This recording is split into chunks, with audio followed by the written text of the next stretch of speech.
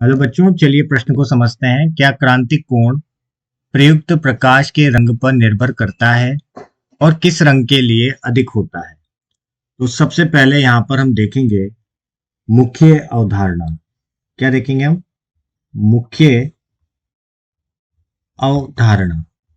तो बच्चों, मुख्य अवधारणा में हम बात करेंगे, सबसे पहले हम बात करेंगे क्रांतिक कोण की।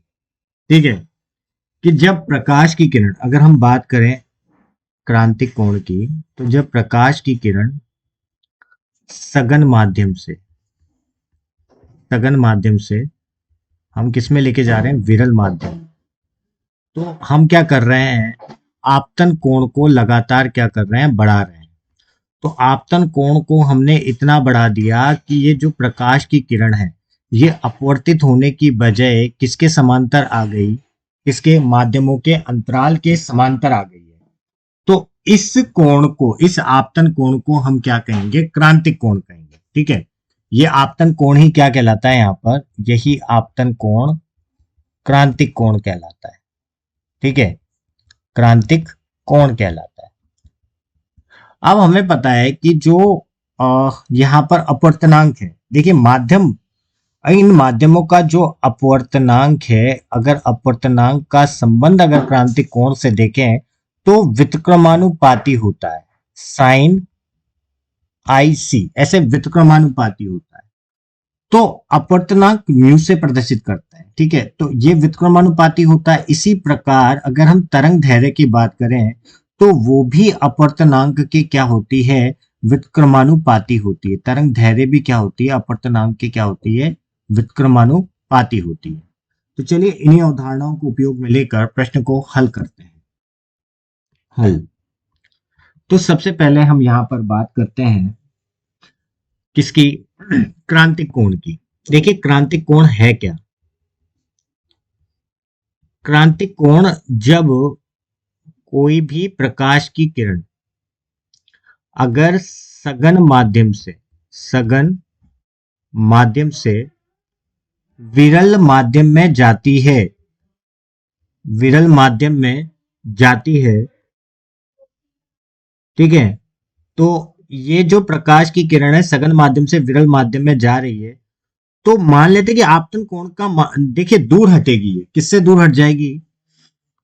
जब ये सघन से विरल में जाएगी तो ये अभिलंब से दूर हटती है। ठीक है, ये क्या है? हमारा अभिलंब है। इस अभिलंब से क्या हट जाएगी? दूर हट जाएगी। तो अभिलंब से दूर हटती है तो हम क्या कर रहे हैं? धीरे धीरे आपतन कोण के मान को बढ़ा रहे हैं। तो मान लीजिए कि हमने एक आपतन कोण ऐसा बढ़ा दिया, ऐसा आपतन कोण था, इस आपतन कोण पर ये प्रकाश की किरण न तो परावर्तित हुई न ही अपवर्तित हुई। ये क्या आ गई? इन माध्यमों के क्या आ गई है? समांतर आ गई, इनके अंतराल के समांतर आ गई है। और यहां पर अगर आप अपवर्तन कोण के मान को देखोगे तो वो क्या हो गया है? 90 डिग्री हो गया है।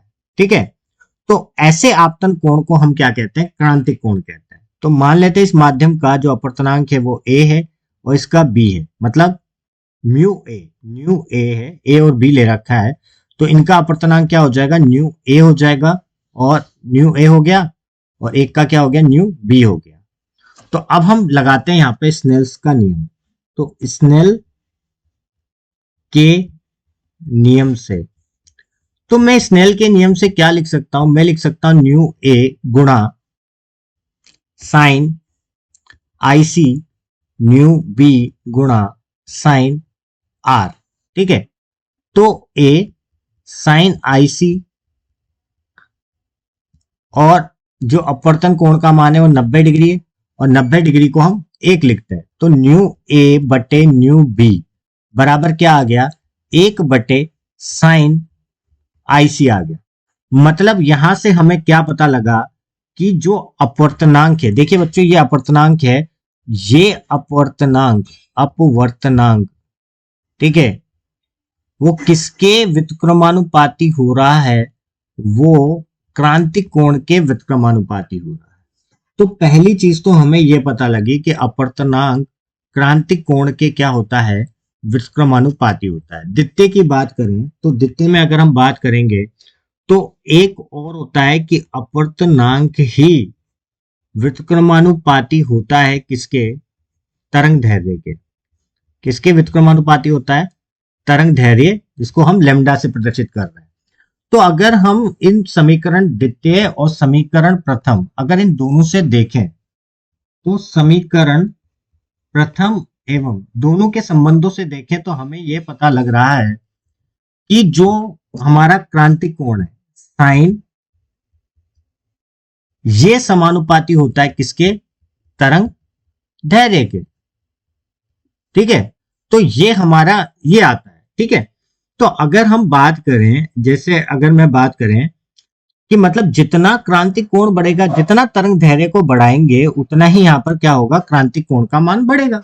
ठीक है, तो अब हमें यही तो पता लगाना है। तो अगर हम देखें तो V I B G Y O R, तो हम बैंगनी रंग से लाल रंग की तरफ जाते हैं। वी से यहां पर क्या है? बैंगनी रंग। आर से यहां पर क्या है? लाल रंग है। ठीक है, तो बैंगनी से लाल रंग की तरफ जाते हैं तो हमें पता है कि तरंग दैर्ध्य जो होता है वो क्या होता है?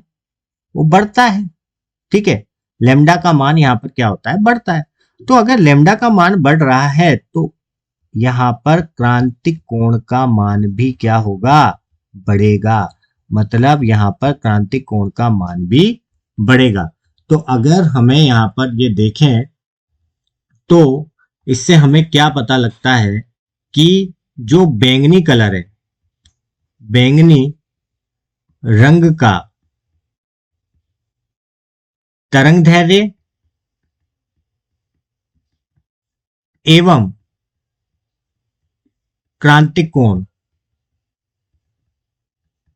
क्या होंगे? सबसे कम होंगे। ठीक है, होंगे।